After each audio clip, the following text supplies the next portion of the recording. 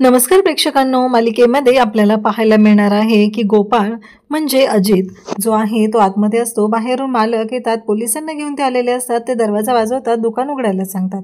तोपर्यंत गोपाळ इकडे म्हणजे अजित जो आहे तो इकडे ती बॉडी आहे ती त्या एका कॉटखाली लपवून ठेवतो आणि दरवाजा उघडायला जातो.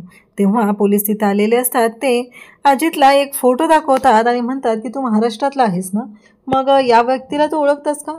तेव्हा अजित सांगतो की नाही, मी नाही ओळखत या व्यक्तीला, असं अजित सांगू लागतो. त्यानंतर आपल्याला पाहायला मिळतं की अजित म्हणतो की चला. मग अजित आता आत येतो, पोलिसांना तो सांगतो. त्याला वाटलेलं असतं की यांनी गोपाळचा फोटो दाखवला की काय, पण तो फोटो दुसऱ्याच व्यक्तीचा असतो, कारण अजितने तर इकडे गोपाळला मारून टाकलेलं असतं. त्यासोबतच पाहायला मिळतं की गोपाळ जो आहे तो गेलेला आहे आणि आता त्याच्या डेड बॉडीशी अजित इकडे बोलत आहे. अजित त्याच्या डेड बॉडीला सांगत असतो की तो आधी कोण होता. आधी तो देवीस सिंग होता, त्यानंतर डॉक्टर अजित झाला, त्याच्यानंतर अजित म्हणून त्याला ओळखायला लागले आणि त्यानंतर आता इकडे तो आहे आणि तो तिकडे खून करून पैशांसाठी तो लोभी आहे. पैशांसाठी, सोन्या नाण्यासाठी तो काही करू शकतो आणि स्वतःची ओळख विसरून तो इकडे आलेला आहे आणि तो इकडे अजित सिंग म्हणून आहे. हे ऐकल्यानंतर मात्र आता गोपाळच्या वेश त्याला धारण करायचा असतो. तो म्हणत असतो की मला माझ्या गावाकडे गेलंच पाहिजे. तुझं गाव आहे ते माझ्या गावापासून जवळ आहे आणि तिथे मी पैसा ठेवलेला आहे, सोनं ठेवलेलं आहे, ते मला घेतलं पाहिजे. त्यामुळं मला गोपाळ बनून तिकडे गेलंच पाहिजे. इकडे गोपाळची आई जी असते ती अचानक धाडकन जागी होते. तिला वाईट स्वप्न पडलेलं असतं. तिच्या स्वप्नामध्ये गोपाळचा जीव गेलेला असतो. तेव्हा मात्र इकडे हिम्मतराव म्हणजे आप्पा उठतात आणि म्हणतात काय झालं. तेव्हा ती सांगते की माझ्या गोपाळच्या जीवाला धोका आहे, मला वाईट स्वप्न पडलंय. तेव्हा ते म्हणतात की काय चाललंय तुमचं हे सगळं. नाही, तुमचं जे काय चाललंय ना ते मला अजिबात पटलेलं नाहीये. काळा का गोरा त्याचं तोंड बी आपल्याला माहीत नाहीये, पळून गेला तो चोरी करून आणि आत्ता तुम्ही त्याची बाजू घेऊन इथे बोलत आहात. जा आताच्या आता बाहेर जा, रडायची काही गरज नाही. बाहेर जी रंजना आहे ना तिला आत पाठवा. मग आता रंजनाला उठवायला फुला म्हणजे गोपाळची आई बाहेर येते आणि ती रंजनाला उठवते. रंजना मात्र आतमध्ये जायला लागते, पण इकडे गोपाळची आई मात्र अस्वस्थ झालेली असते. तिला खूप वाईट वाटत असतं. आपल्या मुलाच्या बाबतीत काय झालेलं आहे, तो ठीक तरी असेल ना, त्याने नक्की काय केलेलं असेल, तो कुठे असेल, तो कसा असेल, अशा अनेक गोष्टी तिला प्रश्न पडलेला असतो आणि ती मात्र बिचारी विचार करू लागलेली असते. आता रंजना जी असते तिला आतमध्ये जायचं असतं. रंजना आतमध्ये जायला निघालेली असते. इकडे गोपाळची आई मात्र देवाच्या समोर हात जोडून उभी असते. आपला मुलगा ठीक असेल ना, आपल्या मुलाला काही झालं नसेल ना, असे अनेक प्रश्न तिला सतावत असतात. इकडे आता गोपाळच्या बॅगेमध्ये 4 लाख रुपये होते, त्याचबरोबर सोनं पण होतं. हे अजितला कळतं आणि अजित ते सगळे पैसे घेऊन आता निघालेला असतो. अजितच्या डोक्यात फक्त एवढंच सुरू असतं की काहीही झालं तरीही आत्ता हे सगळं घेऊन आपल्याला निघायचं आहे आणि आपला डाव जो आहे तो यशस्वी करायचा आहे. काही झालं तरीही गोपाळ बनून आपल्याला जावंच लागणार आहे. मग अजितने आता बॅग उचललेली असते आणि तो गावाकडे जायला निघालेला असतो. गर्दीतने वाट काढत काढत तो पुढे निघत असतो.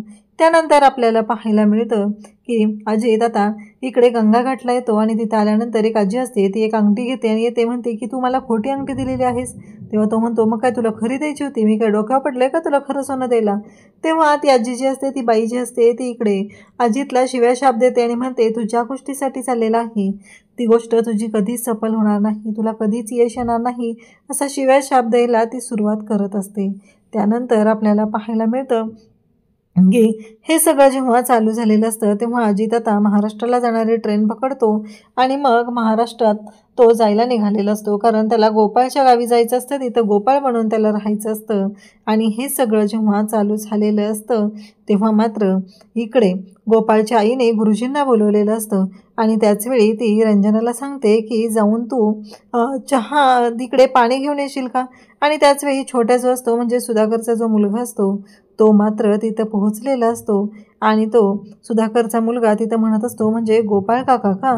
आणि मग गुरुजींना पाणी दिलं जातं. गुरुजी पत्रिका बघतात आणि गुरुजी म्हणतात की काय हे तुम्ही काय मला वेड्यात काढायला लागलात का, अहो मेलेल्या माणसाची पत्रिका काय दाखवत आहे मला. तेव्हा इकडे गोपाळच्या आईला खूपच टेन्शन आलेलं असतं आणि ती म्हणत असते की हे काय चाललंय.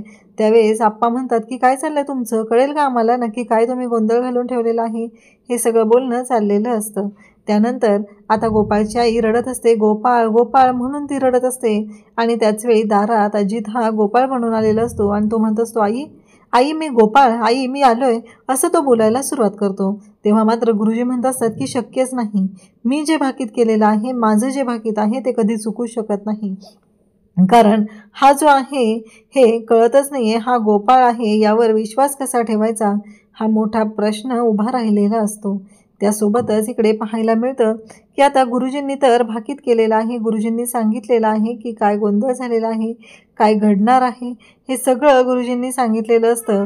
परंतु आता मोठी गोष्ट समोर येणार असते आणि त्याचबरोबर गोपाळ तिथं आलेला असतो. तेव्हा आप्पा म्हणत असतात की शक्यच नाही आहे, तू असू शकत नाही आणि त्याचबरोबर तू माझा मुलगा कसा, काय भरोसा आहे, याच्यावर कसा विश्वास ठेवायचा की तू माझा मुलगा आहे, हे सगळं बोलणं चाललेलं असतं.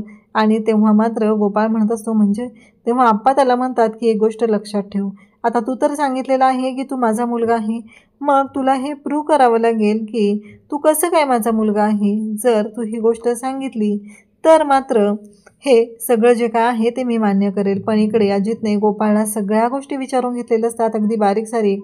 तेव्हा आप्पा त्याला विचारतात की तुला पहिलं मी कधी मारलं होतं.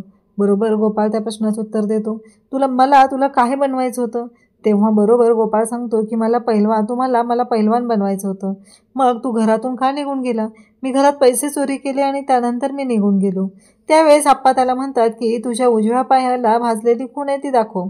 तेव्हा गोपाळ मात्र उजव्या बाजूची पॅन्ट काढतो आणि शांत राहतो. आणि नंतर त्याला आठवतं की नाही, कारण त्यांनी बरोबर सगळ्या गोष्टी बारकावे आणलेल्या असतात. आणि तो आप्पांना म्हणतो, आप्पा चेष्टा करताय काय माझ्या उजव्या पायाला नाही तर माझ्या डाव्या पायाला मारलं होतं आणि तुम्हीच स्वतः जळकं लाकूड माझ्या पायावरती मारलेलं होतं. हे सगळं अजित सांगत असतो. आणि आता तर आप्पांची खात्रीच पडते आणि आप्पा मात्र अजितला मिठी मारतात आणि म्हणतात की तूच माझा गोपाळ आहेस.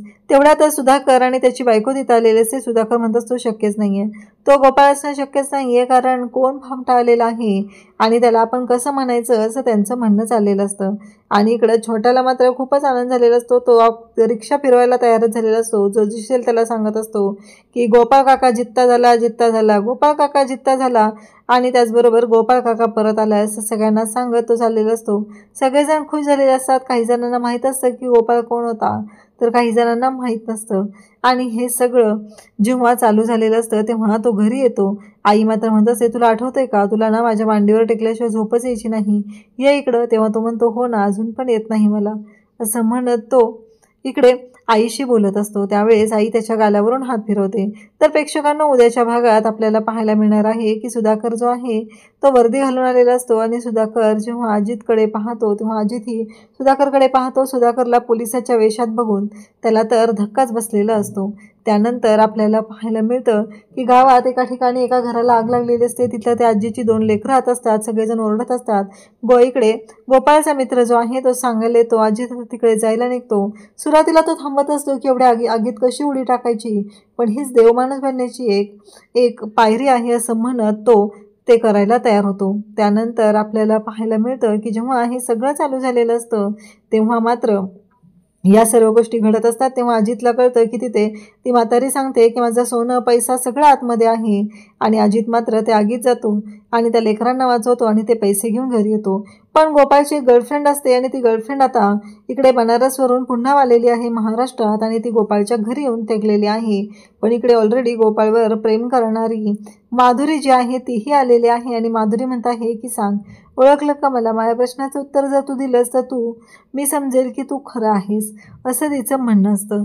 अशाच अपडेटसाठी चॅनलशी कनेक्टेड राहा. थँक्यू.